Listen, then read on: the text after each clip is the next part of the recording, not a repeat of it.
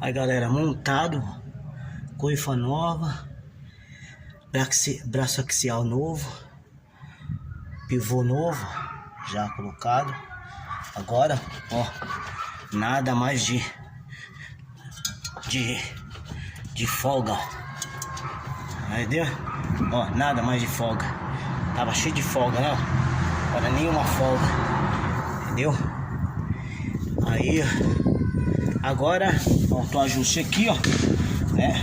Pra isso eu vou colocar a roda no chão, vou pôr a roda, baixar o carro, né? E aí vou ajustar no olho, vou ajustar no olho, mas só que esse carro vai ter que ser feito,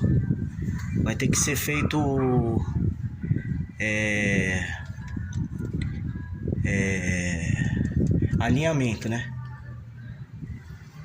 Vai ter que ser feito